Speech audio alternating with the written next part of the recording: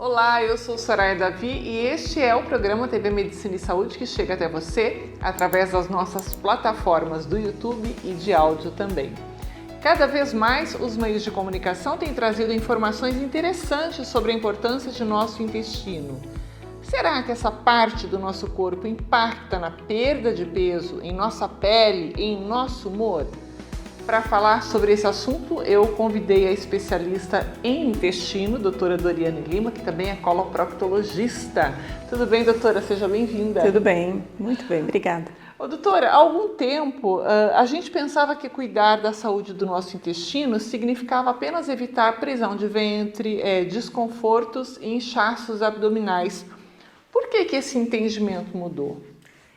Talvez o jeito de explicar. Porque desde 1978 que vem se estudando sobre o eixo cérebro-intestino. O que é isso então? A nossa microbiota, então o que é? O nosso intestino ele tem várias bactérias, né? Ele tem um bando de bactérias boas, algumas ruins e fungos e alguns vírus também, tá? E isso é a flora intestinal, tá? Então a gente tem tudo isso. A gente tem quase mais bactérias do que genes do nosso corpo. Então, é um outro organismo o nosso intestino. Se sabe que essas bactérias, o conjunto dessas bactérias, o funcionamento do intestino tem neurotransmissores que fazem o quê? Que melhora o nosso humor, porque esses neurotransmissores, pensa, seriam, é como se a gente comesse um chocolatinho e fosse a serotonina lá para o cérebro. Esses neurotransmissores, eles produzem uma substânciazinha que vai para o nosso cérebro e dá uma sensação de bem-estar.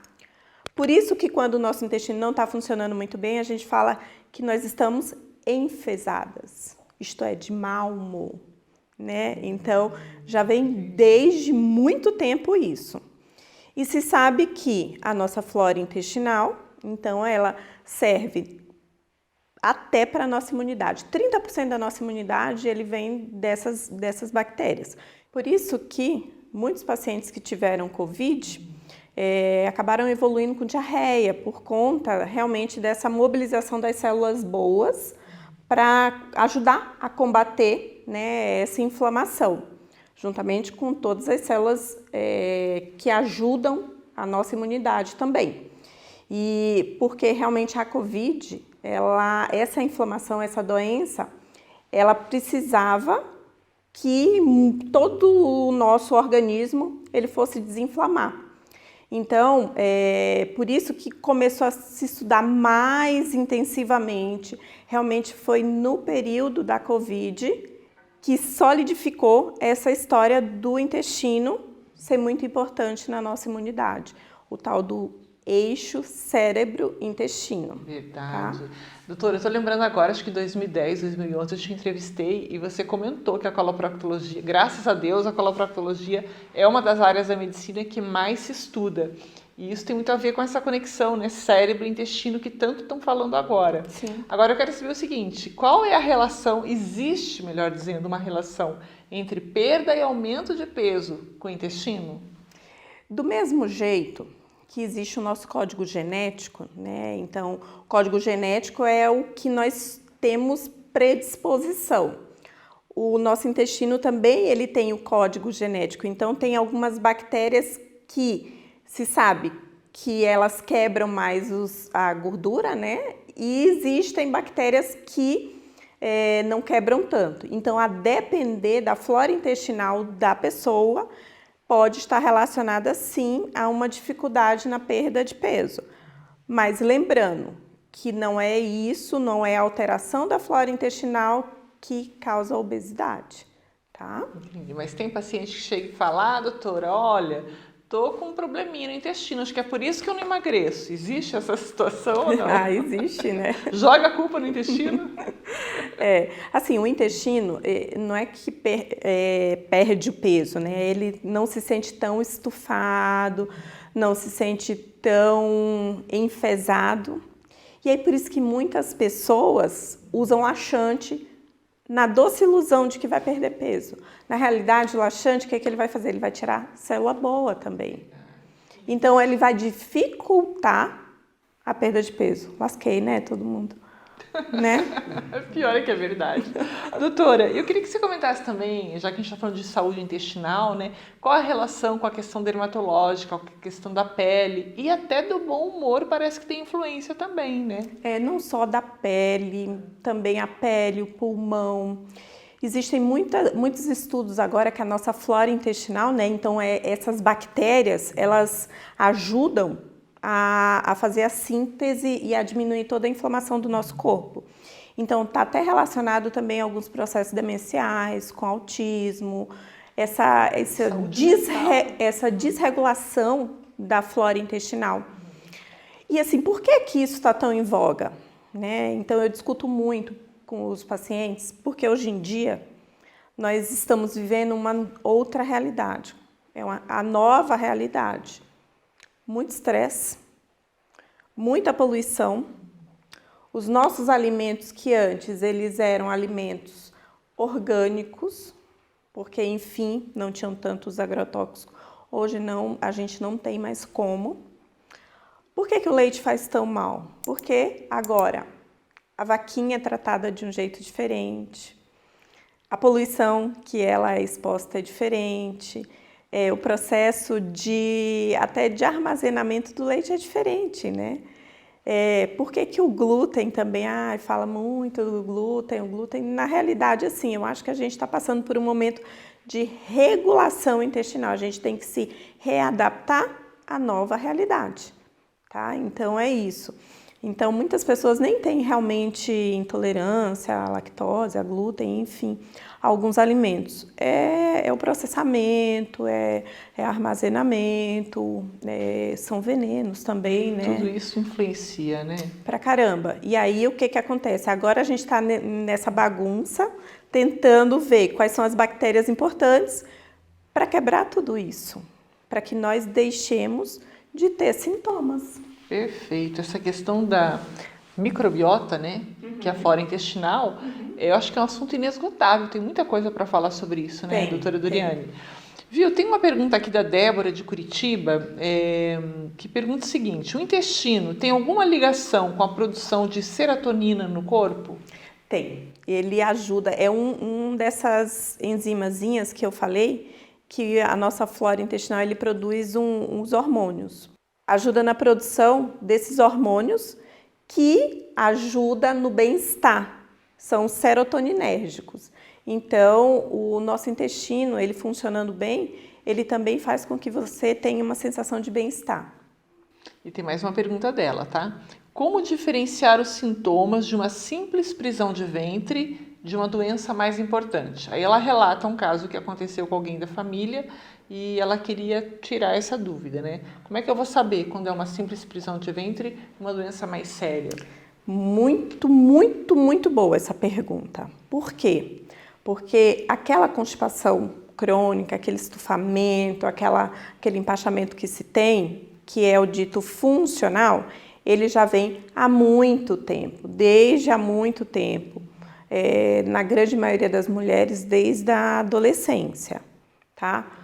Os homens está muito relacionado a mudanças de horário de trabalho ou mudança de cidade, alguma mudança na rotina. Poucos são os homens que são realmente constipados, que têm a constipação funcional. Quando que a gente tem que suspeitar? Quando muda o padrão do intestino. Você não está fazendo nada, não está tomando remédio, não está fazendo nenhum tipo de tratamento. E teu intestino era bom e começou a ficar muito preso. Certo. Tá? Ou era preso e começou a soltar bastante.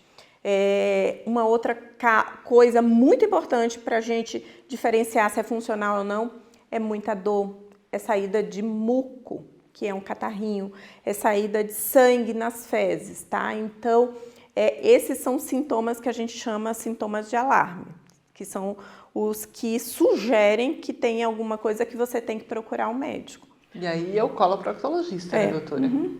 Tá certo. Ô, Dori, falando sobre qualidade do sono agora, Uma revisão de estudos publicada em 2020 relacionou uma microbiota desequilibrada a distúrbios do sono e baixa energia. O segredo é a gente dormir bem para garantir um bom aporte de bactérias intestinais? O segredo é aquilo que a gente sempre fala, a vida ideal, né? É comer muito bem, pausadamente, com alimentos sem conservantes, não industrializados, com baixa gordura.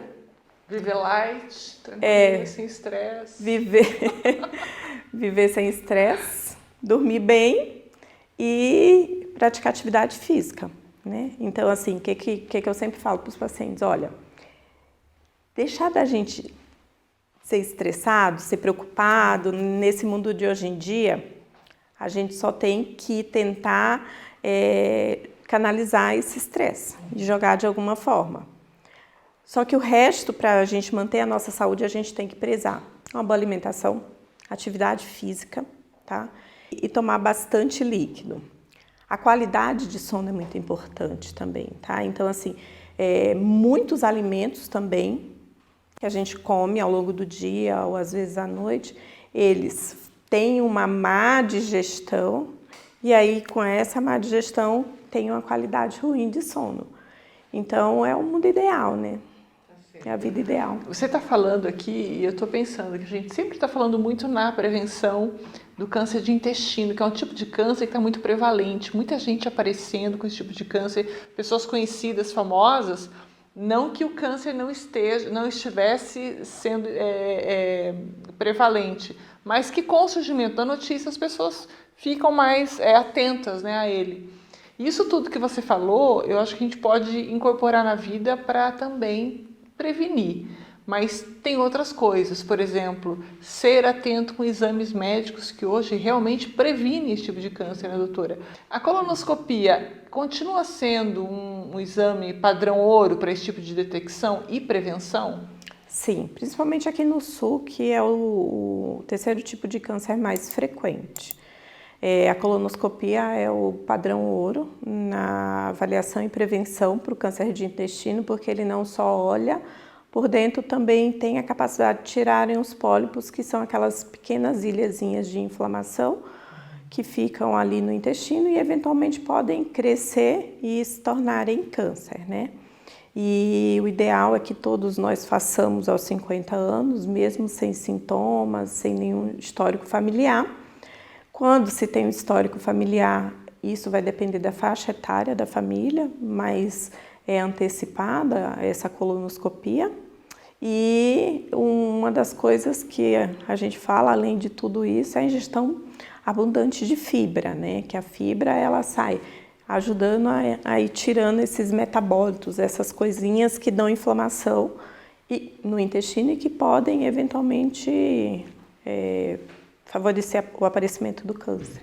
Muito bom. Como sempre, muito bom conversar com você, doutora Doriane. Obrigada, viu, por esse tempo aqui conosco. Eu vou deixar o Instagram da doutora Doriane, ela é bem ativa nas redes sociais. Você entra lá no Instagram, @DorianeLima, segue, manda sua pergunta, compartilha o perfil dela com outras pessoas, porque o nosso objetivo aqui é levar informação de qualidade para você e com credibilidade sobre saúde, bem-estar e qualidade de vida. Obrigada mais uma vez. Obrigada. Boa semana. Até a próxima. Tá bom? Até a próxima. A gente vai ficando por aqui. Se você ainda não se inscreveu em nosso canal, se inscreva para receber as notificações de novos vídeos. A gente se vê. Até mais.